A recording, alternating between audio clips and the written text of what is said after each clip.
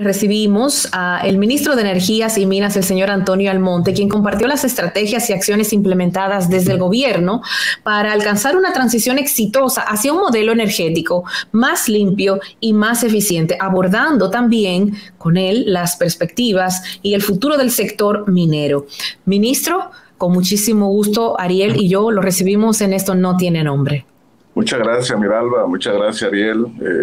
Un gusto estar con ustedes y le agradezco mucho la invitación. Un saludo a ustedes y un saludo también muy especial a toda su audiencia, que sé que lo siguen muchos.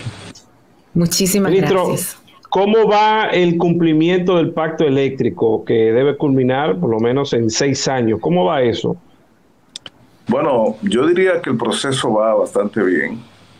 Como tú dices, son 6 años. El pacto eléctrico fue firmado en marzo, algo así, del 21, lo que quiere decir que todavía tiene unos 3, casi 4 años por delante para su ejecución final, pero está programado para que muchas cosas se vayan haciendo de manera gradual. Y hemos ido avanzando. Hay responsabilidades principales del sector gobierno en el pacto eléctrico, pero también hay responsabilidades de otras áreas, pero principalmente el gobierno. Por ejemplo, en lo que se refiere a las medidas, porque el pacto eléctrico son, ¿sabe usted cuántos? 103 acciones o medidas a aplicar. No es una sola, son 103. Y esas 103 acciones o medidas están distribuidas en diferentes instancias del gobierno. Al Ministerio de Energía y Minas, por ejemplo, le corresponden unas 24 acciones o medidas, de las cuales ya nosotros hemos cumplido 16.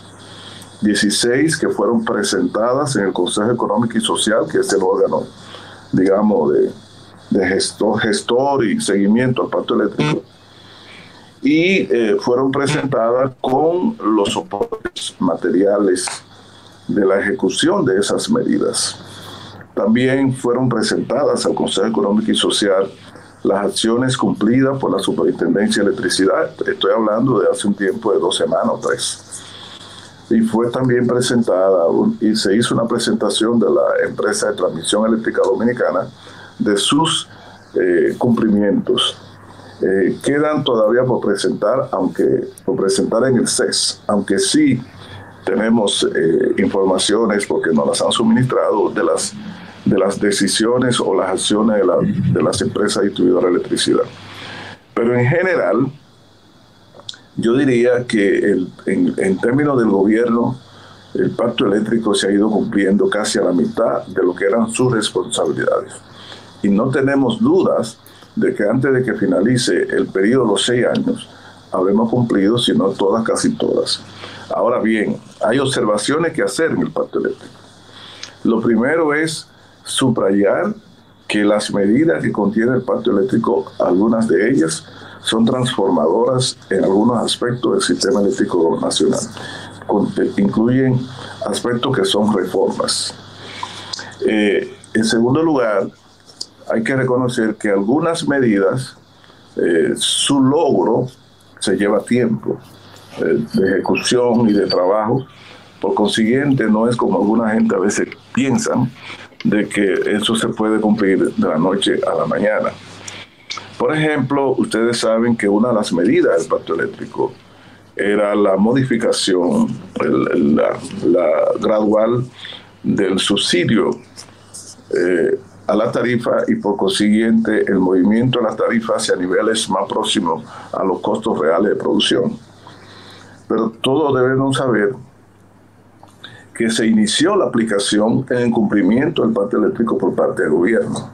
La aplicación que después tuvo que ser suspendida en medio de la crisis de los precios de los combustibles, que se dispararon primero en el 2021. En la segunda mitad del 2021 hubo una grave crisis en los precios del carbón y del gas natural, que se agravó después a partir de la guerra de Ucrania. Esa crisis elevó los precios de los combustibles a niveles sin precedentes. Los costos de producción eran muy elevados y era imposible en ese momento traspasárselo a la población y además continuar por consiguiente con ese punto del pacto eléctrico. Pero estos puntos, ministro, han retrasado la ejecución del pacto eléctrico. Claro, porque el cumplimiento del pacto eléctrico es el cumplimiento de sus medidas. Y una de las medidas del pacto eléctrico era tumbar el subsidio a la tarifa y ir elevando la tarifa gradualmente cada 3 meses. Esa es una medida del pacto eléctrico. Comenzó a aplicarse cumpliendo con el pacto eléctrico, pero por la crisis de los combustibles y de los precios hubo que retener eso, hubo que pararlo. ¿Por qué? Porque las circunstancias en que se incubó el pacto eléctrico eran hace años, y las circunstancias que después se dio con la guerra de Ucrania y con la crisis de los combustibles fueron otras. Entonces, en el marco de esa realidad concreta, hubo que detener la aplicación de esa medida, que significa frizar ese objetivo del pacto eléctrico. Pero, y no lo digo como algo negativo, sino como algo que era necesario, queriendo yo señalarle a ustedes que el cumplimiento de algunas acciones depende de las circunstancias. La otra decisión del pacto eléctrico, y yo lo quiero señalar de manera sincera y de frente, porque se habla mucho, se habla y se habla. Si usted ve la nómina de las empresas distribuidoras, el número de empleados de las empresas distribuidoras se ha ido reduciendo. El valor en dinero de la nómina, que se refiere a los salarios en las empresas distribuidoras, también se ha ido reduciendo, si nosotros lo comparamos con lo que encontramos en el 2020. Lo mismo que la relación entre gasto operativo e ingreso de la distribuidora, o entre ingreso y gasto operativo, ha ido mejorando. Ahora bien, los niveles que tenemos hoy de mejoría no son las metas establecidas por el pacto eléctrico para dentro de 6 años. Y por eso alguna gente, cuando ve los números, dice, pero mira, ha violado el pacto eléctrico. Pero esos niveles de mejoría son graduales. Ahora, el pacto eléctrico establece que el país tenía que implementar un programa de licitaciones para transformar la matriz de generación. Ningún gobierno ha hecho las licitaciones que ha hecho este gobierno para instalación de nuevas plantas eléctricas. Yo quiero que usted sepa que en los 8 años corridos del gobierno del doctor Leonel Fernández no se hizo una sola licitación por parte del gobierno para instalar nuevas plantas eléctricas. Y en los 8 años corridos de Danilo Medina se hizo una sola, que fue la de Punta Catalina. Punta Catalina. Sí, discúlpeme, ministro. Ahora que usted menciona, Punta Catalina ha sido un proyecto muy cuestionado en su ejecución, mas no así en la necesidad de aumentar en nuestro país la capacidad de generación energética. Parecería que en este momento nos hace falta otra vez una Punta Catalina, ojo, con una licitación llevada de manera más transparente, pero desde la finalidad de mayor cantidad de energía para distribuir, creo que sí, que tenemos que seguir mirando hacia allá. Mira, Alba, cuando nosotros estábamos en la oposición, en el PRD, y después cuando iniciamos en el PRM, si tú tuvieras la posibilidad de ver lo que era nuestra propuesta de gobierno, se establecía la necesidad de instalar en el país nueva generación. Nosotros hablábamos de una cantidad menor de generación a carbón y otra cantidad a gas natural. Este equipo nuestro siempre, absolutamente siempre, porque es un principio elemental de la ingeniería eléctrica, ha estado de acuerdo con licitaciones regulares cada par de años de nueva energía, porque ese es un principio fundamental de todo el sistema eléctrico nacional. Así como la sociedad se mueve, la economía crece y se diversifica, también hay que moverse en la instalación de nueva capacidad de generación para poder satisfacer la demanda máxima anual que tiene toda sociedad. La diferencia nuestra con Punta Catalina no fue si se instalaba o no más generación, porque eso no debe discutirle a nadie.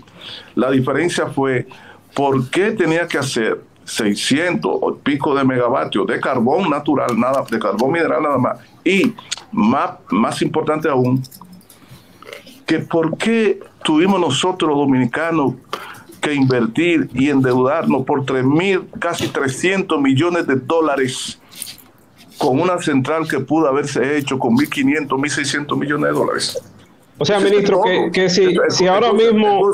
Escúchame, que sí. Yo quiero contestar eso porque siempre me lo señalan. Ustedes criticaron a Punta Catalina y sin embargo, mire la energía ahí que necesitan. Y yo nada más les pongo el ejemplo siguiente.